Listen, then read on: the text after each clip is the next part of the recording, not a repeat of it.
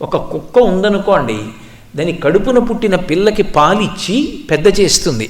అది తనంత తాను ఆహార సముపార్జనం మొదలుపెట్టింది అనుకోండి, ఆ కుక్కని వదిలిపెట్టేస్తుంది తప్ప ఇక తన కడుపున పుట్టిన బిడ్డ ఏమైంది అన్న విషయం గురించి కుక్కకి స్ఫురణలో ఉండదు. కానీ మనుష్యుడు అలా కాదు.